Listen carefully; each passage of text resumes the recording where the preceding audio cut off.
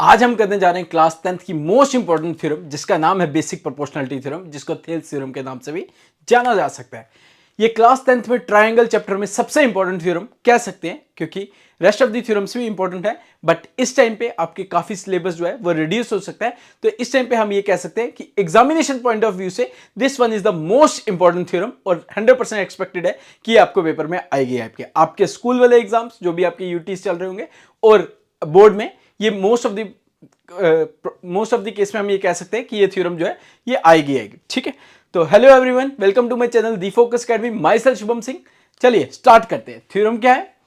Theorem है basic proportionality theorem, जिसको Thales theorem के नाम से जाना जा सकता है। अब आपको क्वेश्चन कैसे आएगा सुन लीजिए। क्वेश्चन पेपर में कैसे आता है, आपको ये नहीं आएगा कि if a line is drawn parallel to one side of a triangle distinct of to intersect the other two sides in two distinct points, they are divided in the same ratio, ऐसे नहीं आएगा। आपको question में सीधा आएगा state and proof basic proportionality theorem, ठीक है, या state and proof Thales theorem. इस तरह से क्वेश्चन आपको फ्रेम किया जाएगा।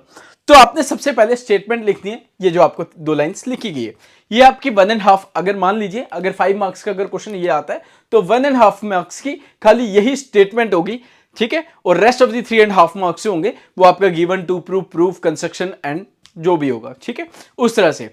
अब इसको करने का तरीका क्या है, पहले थ्योरम को समझते हैं, ये थ्योरम क्या कहती क्या है, और अगर जिन बच्चों को आती है मैं एक दो चीजें कुछ ऐसी बताऊंगा जो आपने भी शायद नहीं पढ़ी होगी, ठीक है, ये मैं ओपनली बोल रहा हूं। चलिए मैं आपको पहले कुछ चीजें बताता हूं, आपसे पूछता हूं, बताऊंगा नहीं, पहले आपसे पूछूंगा। मान लीजिए ये एक ट्राइंगल है जिसका नाम है ABC, ठीक। अगर मैं आपसे पूछूं एरिया ऑफ ट्राइंगल ABC क्या होगा, तो सबके सब डायरेक्टली बोलेंगे 1/2 इंटू बेस इंटू हाइट। ये बेस मान लेते हैं, ये इसकी हाइट मान लेते हैं, ठीक है, P। तो आप क्या बोलोगे? 1/2 base BC into AP height. Height को ही आल्टीट्यूड के नाम से भी जानते हैं।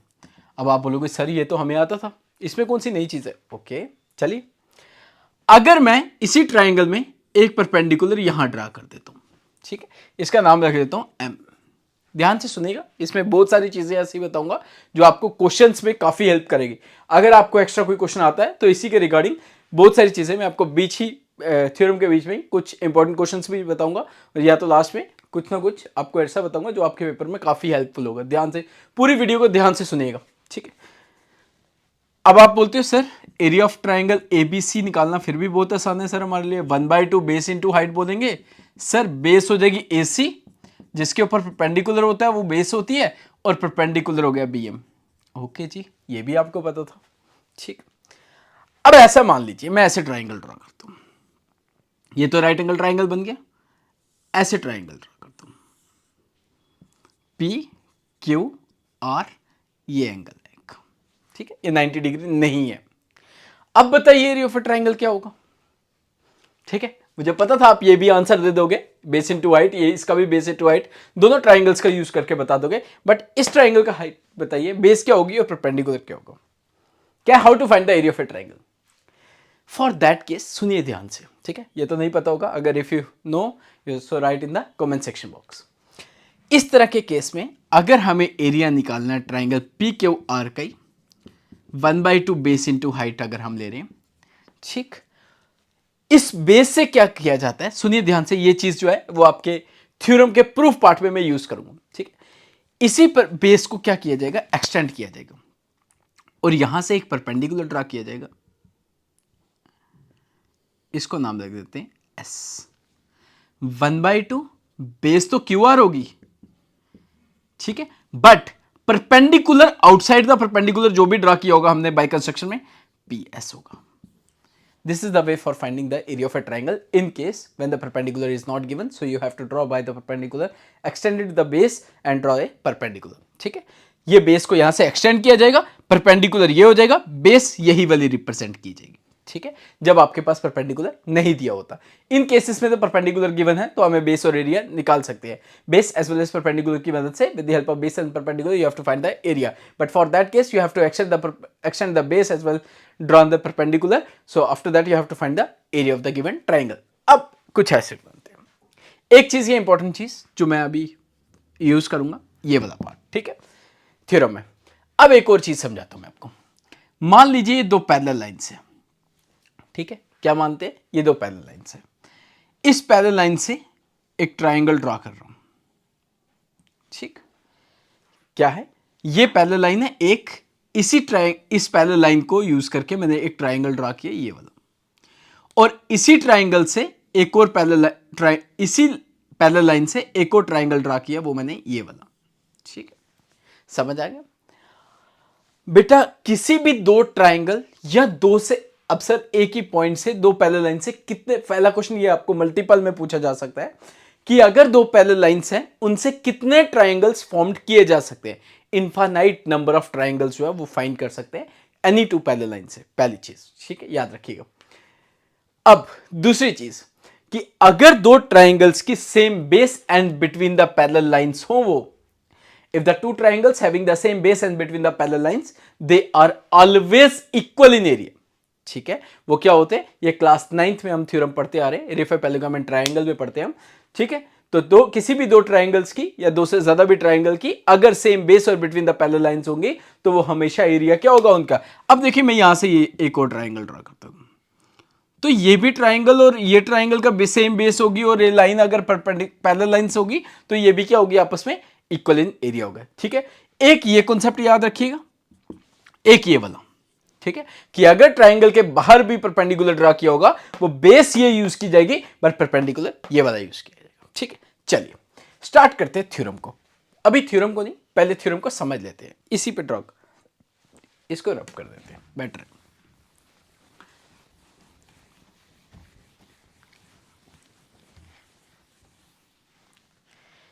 मान लीजिए ये एक ट्राइंगल है, अभी पूरा स्टेटमेंट समझाता हूं आपको। ये ABC है। ठीक है, क्या बोलता है, if a line is drawn parallel to one side of a triangle, कोई भी एक लाइन ड्रॉ करते हैं जो पैरेलल होगी one side of a triangle, but वो लाइन कहां ड्रॉ करनी है, to intersect the other two side in two distinct points, जो इंटरसेक्ट करे ट्राइंगल को दो डिफरेंट डिस्टिंक्ट पॉइंट्स पे, अलग अलग पॉइंट्स पे। The other two sides are divided in the same ratio. इसको मान लेते हैं ABC, इसको मान लेते हैं P और इसको मान लेते हैं Q।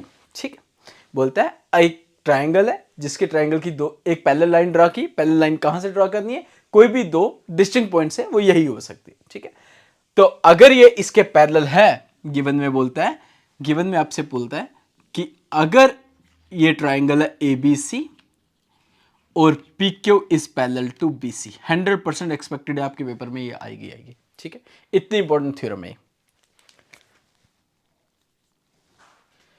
अब टू प्रूफ क्या करना है, they are divided in the same ratio. Same ratio का मतलब होता है AP upon PQ, PB, AP upon PB, that is equals to AQ upon QC। ये होता है सेम रेशियो का मतलब। ठीक है, चलिए construction part is the main part is that question. सबसे पहले क्या करेंगे हम, यहां से QM परपेंडिकुलर ड्रॉ करेंगे ऑन AB के ऊपर, पूरी लाइन के ऊपर, एंड PN ड्रॉ करेंगे AC के ऊपर, और इन दो लाइनों को ज्वाइन कर देंगे। सिंपल, मैंने बोला draw QM perpendicular AB and PN perpendicular AC, and join करते हैं हम कौन सी लाइन को, PC और BQ या QB, जैसे भी आप बोल दो। ठीक है, C वही लिखते हैं, क्यों ऐसे उल्टा लिखना, CP एंड BQ। ठीक है, ये आ गया हमारा कंस्ट्रक्शन पार्ट। ठीक, अब पहले चारों के चारों एरिया निकाल लेंगे जो भी हमें रिक्वायरमेंट है, आफ्टर दैट हम डिवाइड कर लेंगे ताकि इसी बोर्ड पे इतने से ही जगह पे यूटिलाइज हो सके। ठीक है, चलिए सबसे पहले हम लिखते हैं यहां पे proof. Area of triangle APQ 1/2 into base into height. यहां पे भी लिखते हैं area of triangle APQ 1/2 base into height. ठीक है, नेक्स्ट लिखते हैं, चारों लिख लेते हैं, एरिया फिर मैं बताता हूँ कैसे कैसे लिखना है इसको। Triangle P B Q 1/2 base into height. Area of triangle P B Q Q C P 1/2 base into height. अब सर हमें कैसे पता चलेगा कौन कौन सा ट्राइंगल लेना है, पहले आप ये चीज बताओ। ठीक है, पहले मैं इससे बात करता हूँ। ये ऊपर डायग्राम बनाई, मैं इसको ब्रेक करके एक्सप्रेस करने की कोशिश करता हूँ। ये मैंने ऊपर एक ट्राइंगल बनाया छोटा सा, उसके बाद मैंने ये वाला ट्राइंगल ड्रा किया। ठीक है, इसकी बात अभी नहीं करेंगे, पहले इसकी। हमने बोला ये ए पी क्यू है, ये एक ट्राइंगल की बेस है। ठीक है, ठीक, हमने बोला है ये परपेंडिकुलर है, किसके ऊपर है, इसके ऊपर। तो 1/2 बेस हो जाएगी ए पी, परपेंडिकुलर हो जाएगा ये क्यू एम। यहां लिखा 1/2 बेस हो गई हमारे पास A P into Q M. ठीक है, एक हो गया। उसके बाद हमने पी एन परपेंडिकुलर डाला है, पी से एन पे, तो इसका मतलब बेस हो गई हमारी ए क्यू और परपेंडिकुलर हो गया पी एन।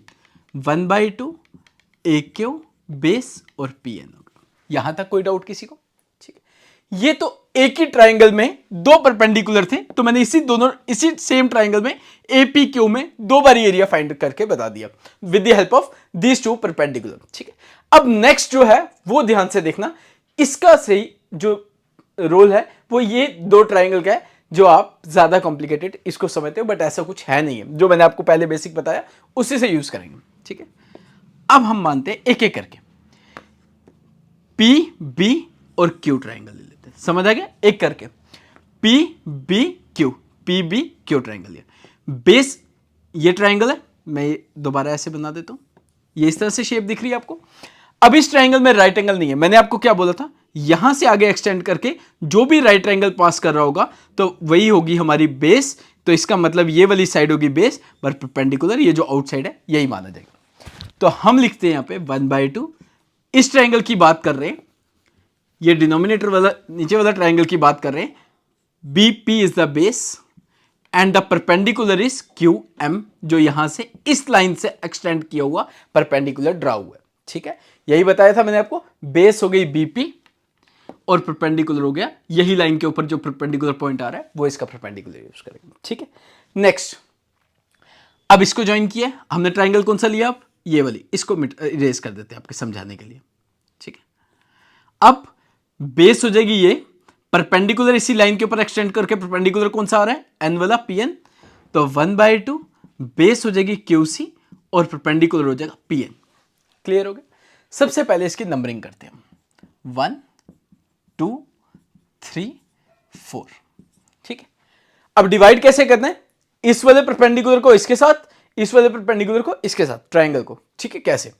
डिवाइडिंग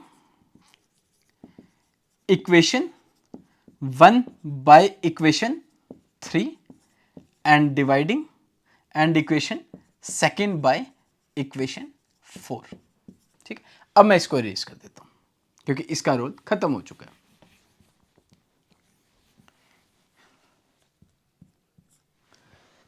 ठीक है, चलिए फर्स्ट क्या है, area of triangle A P Q is divided by area of triangle कौन सा है, थर्ड वाला, P B Q, P B Q. ठीक है, क्या है यहां पे, 1/2 A P into Q, 1/2 third वाले क्या, B P into Q M. Q M 1/2 cancel, here A P upon B P. And area of triangle second कौन सी थी, ए पी क्यू, और फोर्थ कौन सी है, क्यू सी पी। ठीक, यही है सेकेंड और फोर्थ। क्लियर हो गया? ठीक, एक सेकेंड के लिए चलिए, 1/2 बेस कौन सी है, सेकेंड और फोर्थ बेस आ गई, A Q upon P N, 1/2 Q C into P N. क्या बच गया यहां पे, ए क्यू सी। इस 4 तक नंबरिंग हो गई है, इसको मानते हैं 5 और इसको मानते हैं 6। अब देखिए ध्यान से, खत्म हो गया क्वेश्चन। अब यह लिखते हैं from equation 5th and 6th जो हमने जनरेट की।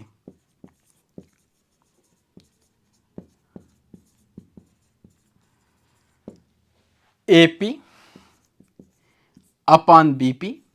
अभी एक चीज बताऊंगा जो आपको मैंने बेसिक्स में बताई थी, अभी यही प्रूफ करना था। AP upon PB, AP upon PB और BP both are same, AQ upon QC, ठीक है, यही था।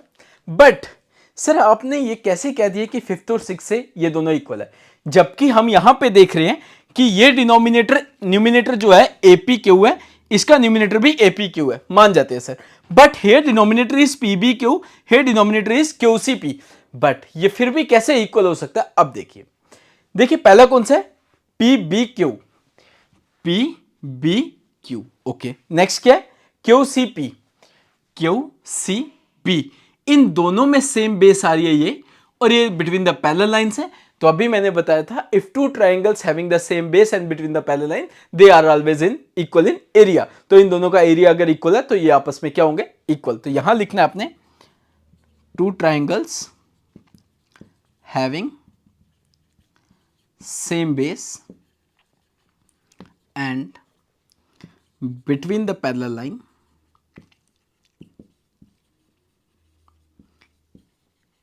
they are equal in area।